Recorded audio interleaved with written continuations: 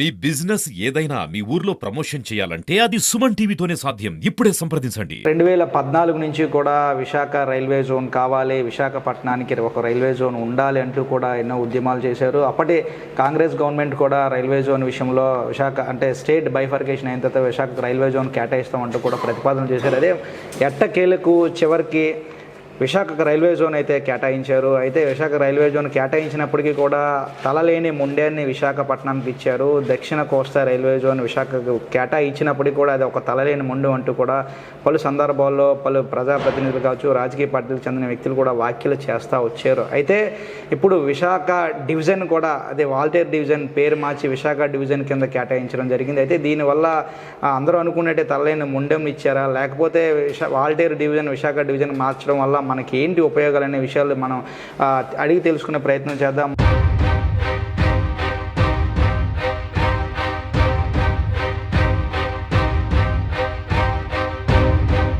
Senior journalist leader పత్రిక అధినేత రామన్మూర్తి గారు ఉన్నారు. సార్ రామన్మూర్తి గారు నమస్తే సార్. ఇప్పుడు ఈ డివిజన్ వాల్టేర్ డివిజన్ని రద్దు చేయకుండా విశాఖ డివిజన్గా పేరు మార్చడం జరిగింది. సో ఇది ఎంతవరకు కరెక్ట్ అంటారు? మన ఆంధ్ర రాష్ట్రానికి తలలేని మొండెను రైల్వే జోన్ విషయంలో ఇచ్చారంటున్నారు. ఇది ఎంతవరకు నిజం, ఇందులో నిజం దాగి ఉందంటారు? అంటే రైల్వే జోన్ వచ్చింది కొత్తది అనే సంతోషం కన్నా మనం ఏం పోగొట్టుకున్నాం అనేది చాలా బాధ ఉంది. అంటే గుండెకాయని తీసేసి మనిషినిస్తే అది శవం కింద లెక్క. ఓకే, అటువంటి ఇప్పుడు జోన్ వచ్చింది మనకి. ఇవాళ వరకు కూడా మంచి జోన్ కావాలి, విశాఖపట్నం జోన్ రైల్వే జోన్ కావాలి అని ఎంతోమంది పరితపించారు, ఎంతోమంది జైలుకి వెళ్ళారు, ఎంతోమంది పెనాల్టీలు కట్టారు. ఇవన్నీ ఈవేళ వచ్చిన రైల్వే జోన్ వల్ల ఇక్కడి ప్రజల్లో, ఉత్తరాంధ్ర ప్రజల్లో సంతోషం లేదు. ఓకే, ఎందుకు లేదు అంటే కిరండోల్ లైన్ మెయిన్ దీనికి వాల్తేర్ డివిజన్కి మంచి పేరు ఏదైనా ఉందంటే చాలా గొప్ప పేరు. దేశంలోనే రైల్వేలోనే అత్యంత విశిష్టమైన వాల్తేర్ డివిజన్ ఉందంటే ఈవేళ వాల్తేర్ డివిజన్ మొత్తం తీసిపారేసి విశాఖపట్నం డివిజన్ అని పెట్టి దానివల్ల తీవ్రంగా నష్టపరిచారనే అభిప్రాయం ఇక్కడ ప్రజల్లో ఉంది. ఓకే, ముఖ్యంగా ఎందుకుంది? ఈవేళ 10,000 కోట్ల రూపాయల వ్యాపారాన్ని అందించే కిరండోల్ లైను ఇవాళ లేకుండా పోయింది మనకి. Without Kirandul line Waltair division అనేది అర్థమే లేదు. ఓకే, అర్థమే లేదు. అంటే మొత్తం మనకున్న వనరులన్నింటినీ కూడా తీసేసి ఒక స్కెల్టన్ని విశాఖపట్నం జోన్ కింద పెడితే ఎట్లా ఉంటుందో అట్లాగే రూపకల్పన చేశారు. ప్రతిసారి కేకేలైన్ ఎందుకు మనం కావాలనుకుంటున్నాం సార్? ఎందుకంటే మొత్తం ఇండస్ట్రీకి సంబంధించి కానీ లేకపోతే బయలుదేరాలో ఉండే ఐరన్ ఓర్ని విశాఖపట్నం తరలించే విషయంలో కానీ కేకే లైన్ చాలా ప్రాముఖ్యత కలది. ఆర్థికంగానే కాదు, ఒక 10,000 కోట్ల రాబడి దాని మీద రావడమే కాదు, వాల్తేర్ డివిజన్కి ఇక్కడున్న మ్యాన్ పవర్ అంతా యూటిలైజేషన్ కూడా అక్కడ అంతా, అంటే ఎంప్లాయ్మెంట్, మోస్ట్ ఎంప్లాయ్మెంట్ కూడా దాంట్లోకి చేరుతుంది. ఓకే, ఇవాళ 8 రోజుకి కొన్ని వేల మందికి ఎంప్లాయ్మెంట్ కల్పిస్తుంది. ఈవేళ అది ఒరిస్సా భూభాగంలోకి వెళ్ళిపోయింది. అంటే రాయగడ డివిజన్లో పెట్టారు. ఈ రాయగడ డివిజన్లో పెట్టి దాంట్లోకి మొత్తం ఈ ఆర్థికంగా బలంగా ఉండే అన్నింటినీ కూడా దాంట్లో చేర్చారు. అసలు విశాఖపట్నం జోను ఇవాళ దేనికి ఉపయోగపడుతుంది అంటే ప్యాసింజర్ యాక్టివిటీ ఉండడానికే. అంటే రైళ్లు నడుపుకొని రైళ్ళు ఎక్కే వాళ్ళు దిగే వాళ్ళని చూసుకోవడం తప్ప వ్యాపారానికి సంబంధించింది ఒక్కటి కూడా లేదు. ఇందులో ఆదాయం లేదు. ఎంత ఆదాయం పోతుందంటే ఇదివరకు వాల్తేర్ డివిజన్కి ఉండేదానికి ఇప్పుడు విశాఖపట్నం డివిజన్కి తేడా ఎంతంటే దాదాపు 40% మాత్రం ఉంటుంది, 60% పోతుంది ఆదాయం. అటువంటిది ఇక్కడ ఎప్పుడైతే ఆదాయం తగ్గుతుందో, ఆదాయ వనరులు కల్పించే వ్యవస్థ లేదో, ఎంప్లాయ్మెంట్ తగ్గిపోతుంది, యాక్టివిటీ తగ్గిపోతుంది. అంటే ఒక నిర్వీర్యం అయిపోయిన ఒకే పేరుకి అంతే ఉంటుంది తప్ప ఏ మాత్రం ఉపయోగం లేదు ఈ జోన్ వల్ల. స్టీల్ ప్లాంట్ విషయంలో కూడా స్టీల్ ప్లాంట్ పూర్తిగా ప్రైవేట్ పరం చేసేందుకు స్టీల్ ప్లాంట్ ముందుగా దాన్ని నిర్వీర్యం చేసి సో ప్రైవేట్ పరం చేసేందుకు అప్పట్లో లాస్ట్ గవర్నమెంట్లో జరిగాయి. సో ఇప్పుడు మళ్ళీ దానికి నిధులు అనేవి కేటాయించి ఇప్పుడు కాస్త స్టీల్ ప్లాంట్కి ఊపిరప్పిస్తుంది. అదేవిధంగా రేపొద్దున ఈ డివిజన్ ఇవ్వడం ద్వారా ఆదాయం లేనిదంతా ఇప్పుడు ఆదాయం లేని డివిజన్ ఇచ్చారు. రేపొద్దున దీని మెయింటెనెన్స్గా ఈ విశాఖ డివిజన్ ఏదైతే ఉందో ఇప్పుడు వాల్టేర్ డివిజన్ విశాఖ డివిజన్ కింద మారుస్తున్నారు. సో ఈ విశాఖ డివిజన్ వల్ల ఆదాయం రావట్లేదు, దీన్ని తీసేద్దామని ప్రపోజల్ కూడా భవిష్యత్తులో వచ్చే అవకాశం లేకపోతే అంటారు. అంటే అట్లా ఉండదు, కానీ డివిజన్ అలా పేరుకి ఉంచుతారు. వాళ్ళు ఏం చెప్తారు, భారతదేశం మొత్తంలో ఉన్న రైల్వేలు అన్నీ కూడా ఒకటి కింద చూపిస్తాం, ఒకటి నష్టం వస్తుంది, ఒకటి లాభం వస్తుంది, ఏ డివిజన్కి ఆ డివిజన్ లాభ నష్టాలతో సంబంధం లేదనే కబుర్లు చెప్తారు. కానీ ఇక్కడ మనకు కావాల్సింది మెయిన్ ఎంప్లాయ్మెంట్. ఓకే, ఎంప్లాయ్మెంట్ అవకాశాలు మొత్తం పోతాయి. ఇప్పుడు మొత్తం అంతా కూడా మీకు అక్కడ రాయగఢకి అప్పచెప్పేస్తే ఇక్కడ విశాఖపట్నం డివిజన్ ఏం చేస్తుంది? విశాఖపట్నం డివిజన్లో ఏమీ వర్క్స్ ఉండవు. వర్క్స్ ఉంటే కాంట్రాక్టర్లు వస్తారు, కాంట్రాక్టర్లు ఉంటే పని దొరుకుతుంది. ఈ మొత్తం వ్యవస్థ మొత్తం పోయింది. సింపుల్ ఉదాహరణ మీకు మీరు అడిగిన ప్రశ్నకు సమాధానం, రాజకీయ ఒత్తిడి లేకపోవడం, రాజకీయంగా ఆంధ్ర ప్రాంతం నిర్వీర్యం అయిపోవడం. ఇప్పుడు ఒరిస్సా రాజకీయ లాబీ ముందు ఇక్కడ పోలిస్తే ఇక్కడ మన ఎంపీలు ఉన్నారు, అడగరు, నోరు విడిచి అడగరు, ఇది కావాలని అడిగే పరిస్థితి లేదు. గతంలో మీకు చూడండి, ఖమ్మంపాటి హరిబాబు గారు ఉన్నారు, ఎంపీగా ఉన్నప్పుడు ఆయన ఏమో అడిగారు, ఖచ్చితంగా ఆంధ్ర భాగాన్ని ఆంధ్రాకి వదిలేయండి, మీ ఒరిస్సాలో ఉన్న భూభాగం వరకు మీరు అందరూ పెట్టుకోండి అని చెప్పారు. దానివల్ల ఇన్నాళ్ళు ఆగారు. ఇవాళ అటువంటి నాయకులు లేకపోవడం వల్ల వాళ్ళ సభాహారి కూడా అడిగారు.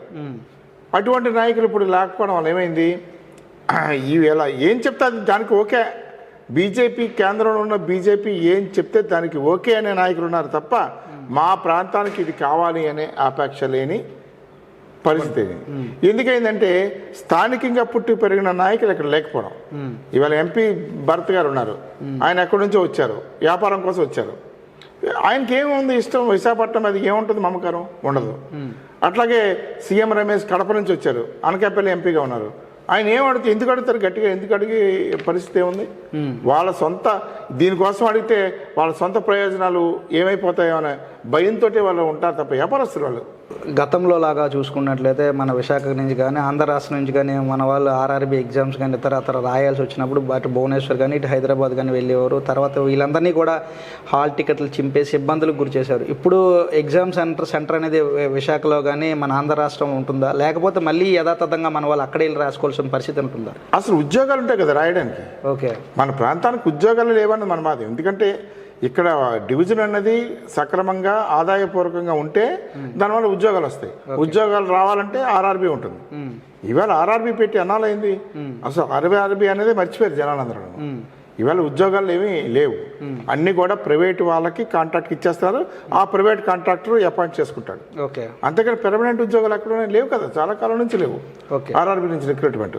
ఇప్పుడు ఈ తలలేని ముండు అని మీరు చెప్తా ఉన్నారు. అయితే ఇప్పుడు విశాఖపట్నానికి డివిజన్ అవ్వడం వల్ల మనకున్నే ఇప్పుడు కాస్త గుడ్డి కన్నా మెల్ల బెస్ట్ అంటారు. సో ఆ విధంగా మనకున్న ఇక్కడ ప్రయోజనాలు ఏంటంటారు? ఏమీ ప్రయోజనం లేదు, దీనివల్ల ఏమి అదనంగా ఉద్యోగాలు రావు. ఇవాళ ఎంత దురదృష్టకరమైనదంటే మన రైల్వే జోన్ ఇచ్చిన తర్వాత అరకు రైల్వే స్టేషన్ రాయగఢ కిందకి వెళ్ళిపోయింది, అంటే ఒరిస్సా కింద వెళ్ళిపోతుంది. ఈవేళ చాలా ప్రపంచంలోనే మొట్టమొదటిగా ఇది విస్టాడోమ్ ఉంది. ఉదయాన్నే 6 గంటలకు ఇక్కడి నుంచి వెళ్ళిపోయి అరకు అందాలందరినీ బ్రహ్మాండంగా రైల్లో చూడొచ్చు అని ఎంత ఆనందంగా అనుకున్నామో ఆనందం అంతా కూడా పోయింది. ఆ రైలు ఒరిస్సా కింద పోతుంది. విశాఖపట్నం వాల్తేరు డివిజన్కి విశాఖపట్నం డివిజన్ ఏమాత్రం సంబంధం లేని పరిస్థితులకు వెళ్ళిపోతాను. అంటే మనం అది బాధపడాలా, జోన్ వచ్చిందని ఆనందపడాలా చెప్పండి? కొత్త వలస మంది కాదు, ఇప్పుడు కొత్త వలస నుంచి మొత్తం తీసుకెళ్ళిపోయారంటే మరి ఆంధ్ర ప్రజాప్రతినిధులు ఏం చేస్తున్నారు? గతంలో వాల్తేరుకి సంబంధించి వాల్తేరు డివిజన్ ఉన్నప్పుడు ఇక్కడ విశాఖపట్నం హెడ్ క్వార్టర్గా ఉండేది, ఇప్పుడు కూడా విశాఖపట్నం ఉంటుంది. సో ఇప్పుడు ఆ డిఆర్ఎం ఎవరైతే ఉన్నారో ఎప్పటి నుంచి కూడా ఒడిశా ప్రాబల్యం మన విశాఖపట్నం మీద కానీ వాల్తేరు డివిజన్లో కూడా ఎక్కువగా కనిపిస్తూ ఉంటుంది. ఎందుకంటే డిఆర్ఎంలోకి వచ్చిన ప్రతి ఒక్కరు కూడా ఒరిస్సాకి సంబంధించిన వ్యక్తులే రావటం జరుగుతుంది. మనం ఇప్పుడు ఒక జర్నలిస్టులుగా సైడ్ జర్నలిస్టులుగా మనం వెళ్తే వాళ్ళు చెప్పేది మనకు అర్థం కాదు, మనం చెప్పేది వాళ్ళకి అర్థం. ఇప్పుడు ఆ పరిస్థితి మారే అవకాశం ఉందంటారా? అంటే అసలు జోన్ పనిచేసే విషయంలో ఓన్లీ ప్యాసింజర్ రైళ్లు నడపడం వరకే ఈ జోన్కి చేసే పని ఇప్పుడు. దీంట్లో వ్యాపార పరంగా పరిశ్రమ నుంచి ఇప్పుడు గూడ్స్ రైల్ని నడిపే వ్యవస్థ లేదు, అసలు మొత్తం పోయినట్టే మనకి. ఓకే, 100%. దీంట్లో ఇంకా ఏముంటుంది, ఎవరున్నా ఏం చేసేది ఏం లేదు ఇక్కడ. దీని లీస్ట్ ఇప్పుడు ఇదివరకు అయితే వాల్తేరు డివిజన్లో డిఆర్ఎంగా చేయాలని ఎగబడేవారు, చాలా పోటీ ఉండేది. ఇవాళ పోటీ ఉండదు, ఇంకా ఒక గుమస్తా కదా, హెడ్ గుమస్తా కింద లెక్క ఇక్కడ ఎవరున్నా కానీ. అందువల్ల దానివల్ల అయితే ఉపయోగం కనబడట్లేదు. ఈవేళ ఏదైతే మనం రైల్వే జోన్ మనం కోరుకున్నామో ఒక పక్కేమో అనౌన్స్ చేసేసారు, కానీ దీంట్లో ఉండేవన్నీ కూడా ఉపయోగాలన్నింటినీ కూడా తీసేసి ఒరిస్సాలో పెట్టుకున్నారు. చాలా మంది ఏమంటున్నారంటే వాల్తేరు డివిజన్లో రద్దు చేసి విశాఖ డివిజన్ ఇచ్చేందుకు ప్రయత్నించారు, కాకపోతే మేము గట్టిగా ప్రయత్నించడం వల్ల వాల్తేరు డివిజన్ రద్దు చేయకుండా దాన్ని విశాఖ డివిజన్గా పేరు మార్చారు, ఇది మా విజయం అంటూ కూడా కొంతమంది ప్రజాప్రతినిధులు చెప్పుకుంటారు. అది తప్పది. ఇప్పుడు మీకు ఇక్కడ ఎంప్లాయ్మెంట్ ఎంత జనరేట్ చేయగలమో, వ్యాపారాన్ని ఎంత జనరేట్ చేయగలమో అలాంటి డివిజన్ మనం కోరుకున్నాం. కానీ ఉత్తినే ఒక ఆఫీస్ ఉండి దాంట్లో ఏమీ లేకుండా ఉండే జోన్ని మనమైతే కోరుకోలేదు. ఈ ప్రజాప్రతినిధులు విశాఖపట్నం స్టీల్ ప్లాంట్ విషయంలో కూడా అట్లాగే అన్నారు. 11,440 కోట్ల రూపాయలు కేంద్రం సహాయం చేస్తే ఇదంతా మాకు ఘన విజయం అన్నారు. కానీ ఆ సహాయం ఎందుకు చేస్తుంది అనేది విషయాన్ని విశ్లేషించినప్పుడు మనకి తీవ్రంగా నష్టం జరుగుతుందనే విషయాన్ని కూడా వాళ్ళు ప్రజలకి తెలియజేయకుండా మరుగునపరచడానికి ప్రయత్నించారు. ఎందుకంటే అందులో ఒక్క రూపాయి కూడా మనకి ఉపయోగం లేని అయిపోయాయి. ఈవేళ 4 నెలల నుంచి జీతాలు లేవు, మరో 2 నెలలు జీతాలు లేవు అంటున్నారు. మరి 11,440 కోట్ల రూపాయలు కేటాయించిన తర్వాత కూడా 6 నెలల పాటు జీతాలు లేకుండా ఉద్యోగులు ఎందుకు పనిచేయాలి? దాని అవసరం ఏంటి? ఎవరైనా సరే ఒక్క 10 రోజులు ఆదాయం లేకుండా ఏ ఎంపీ కానీ ఎమ్మెల్యే కానీ ఏమైనా ఉండగలుగుతాడా? ఒక నెల జీతం ఇవ్వకపోతే ఉండగలుగుతాడా ఎంపీ కానీ? మరి 2 రోజులు అన్నం లేకపోతే బతకగలుగుతాడా? మరి ఎంప్లాయీస్ మరి 6 నెలల జీతం లేకుండా ఎలా బతుకుతారనేది ఆలోచన లేని మనసున్న ప్రజాప్రతినిధులు మనకుంటే మనం ఏం చేయాలి? ఇవాళ మనకి ఆంధ్రప్రదేశ్ విభజన చట్టంలో తీవ్రంగా నష్టపోయింది. తీవ్రంగా నష్టపోయిన తర్వాత రైల్వే జోన్ ఇమ్మన్నారు. రైల్వే జోన్ ఇచ్చినప్పుడు రాయగఢకి డివిజన్ ఆఫీసు ఉండాలని ఏమి చెప్పలేదు. అవును, వాల్తేరు డివిజన్ తీసేయాలని చెప్పలేదు, వాళ్ళకు అందులో కలిపేయాలని చెప్పలేదు. మరి అవన్నీ చెప్పకుండా వీళ్ళేమో జోన్ ఇచ్చామని అనుకుంటే ఎట్లాగవుతుంది? ఆ జోన్ ఎవరికి కావాలి? మనకి ఎవరికి అవసరం లేని జోన్ అది. అంటే ఆంధ్రప్రదేశ్ తీవ్రంగా నష్టపోతోంది. ఆంధ్రప్రదేశ్ గత 10 ఏళ్ల నుంచి కూడా చాలా విభజన జరిగిన దగ్గర నుంచి ఇవాళ కట్టుబట్టలతో మనం ఆంధ్రప్రదేశ్ వచ్చింది. ఈ ఆంధ్రప్రదేశ్కి ఎటువంటి సహాయం కేంద్ర ప్రభుత్వం చేయలేదు, ఒక కుట్రపూరితంగా వ్యవహరించారు ఇది అంతా కూడా. ఇవాళ జోన్ మీకు రావడానికి ముందు కూడా విశాఖపట్నంలో ఉండే రైల్వే భూములన్నీ కూడా జోన్ రాకుండా ఉండడం కోసం భూములన్నింటినీ కూడా లీజుకి ఇచ్చేశారు. 33 సంవత్సరాలు లీజుకి ఇచ్చారు. వైజాగ్లో ఉండే పెద్ద రైల్వే గ్రౌండ్ ఉంది, ఆ రైల్వే గ్రౌండ్ లీజుకి ఇచ్చేశారు. ఆ చుట్టుపక్కల ఉన్నాయి రైల్వే స్టేషన్ చుట్టుపక్కల ఉన్న ఆస్తులన్నీ కూడా లీజుకి ఇచ్చేశారు. ఎందుకు ఇచ్చారు?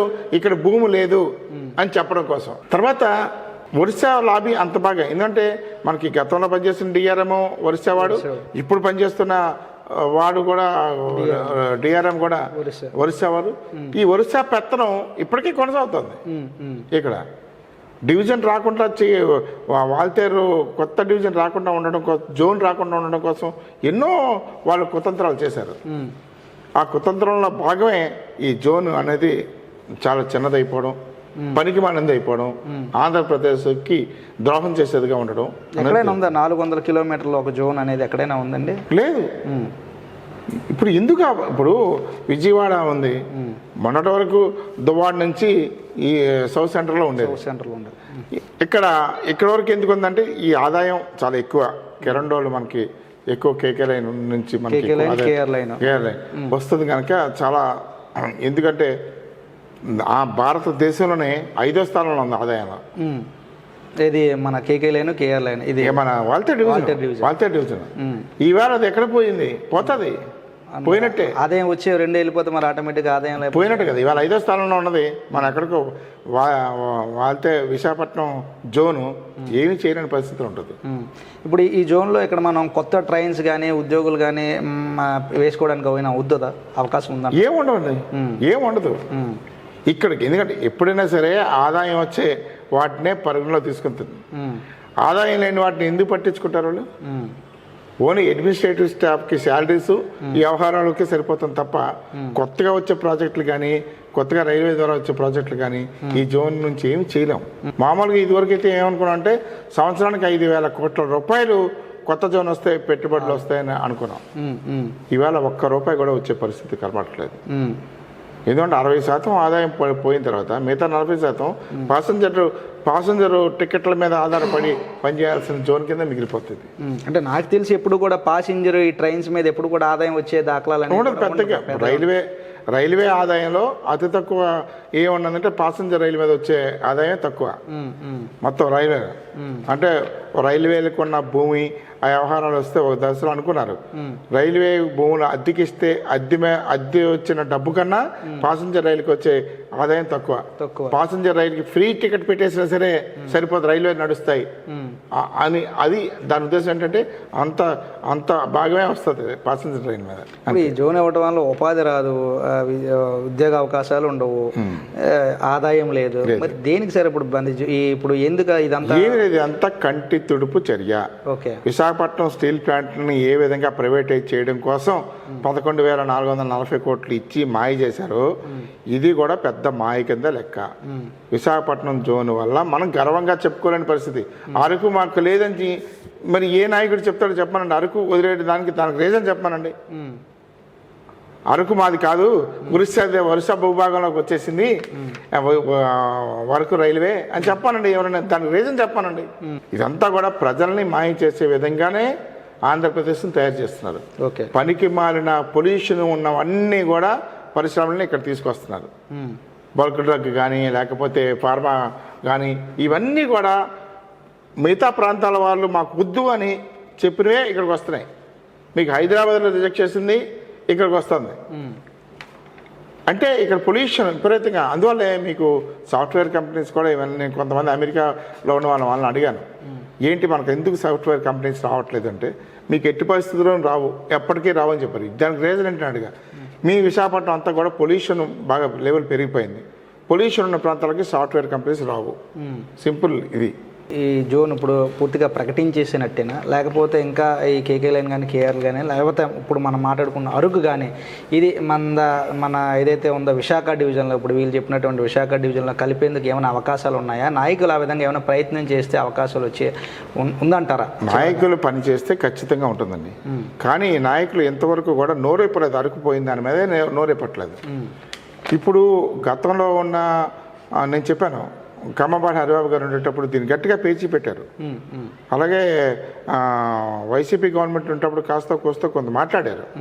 తర్వాత సబ్బం హరి లాంటి వాళ్ళు మాట్లాడారు. అసలు అరకు మా ఆంధ్ర భాగాన్ని మేము ఎలాగిస్తామని చెప్పి గట్టిగా అడిగారు పార్లమెంట్లో. దానివల్ల అప్పటి వరకు ఆగింది. ఇవాళ పార్లమెంట్లో మాట్లాడేవారు లేరు వాళ్ళతో డివిజన్ మీద. ఈ భరత్ గారు చూస్తే అసలు నోరెప్పట్లేదు ఈ డివిజన్ మీద. ఏంటిది, వీళ్ళందరూ మాట్లాడాలి కదా. మాట్లాడితే డిఫరెంట్గా దీని మీద ప్రయోజనం ఉంటుంది. కానీ మాట్లాడలేని పరిస్థితి. ఈవేళ బీజేపీ ప్రభుత్వంకి తెలుగుదేశం ప్రభుత్వం కానీ కూటమి ప్రభుత్వం కానీ వాళ్ళు ఏమీ మాట్లాడకుండా ఏం కావాలంటే అవి తల ఊకెట్టే పరిస్థితిలోనే ఉన్నారు తప్ప పోరాటం చేసి దీన్ని ఆంధ్రప్రదేశ్కి సాధించుకుందామనే తత్వం మొత్తం పోయింది. ఇతరత్ర ఆదాయం వచ్చే కేకే లైన్, కేఆర్ లైన్ రెండు కూడా ఒడిశాలో రాయగడ పరిసర ప్రాంతాల్లో పెట్టేశారు. ఈవెన్ మనకున్న అరకు కూడా, మన ఆంధ్ర కాశ్మీర్ అని చెప్పుకున్నటువంటి అరకు కూడా అక్కడ ఏదైతే ఒరిస్సాకి వెళ్ళిపోయింది. నిజంగా ఈ విషయంలో ప్రజాప్రతినిధి ఇప్పటికైనా కల్పించుకొని మాట్లాడితే ఏదైతే ఇప్పుడు విశాఖ జోన్ అంటున్నారో ఆ విశాఖ జోన్కి అభివృద్ధి ప్రాబల్యం పెరిగే అవకాశం ఉంటుంది. లేకపోతే అందరూ అనుకున్నట్టుగానే ముందస్తుగానే తలలేని ముందుగా చెప్పినట్లుగానే మిగులుతుంది అంటూ కూడా ఆ లీడర్, ఆ పత్రిక అధినేత రావణమూర్తిగా చెప్తున్నారు. చూస్తూనే ఉండండి Suman TV. Camera person Rajesh and సత్యప్రసాద్తో మీ చందు యాదవ్.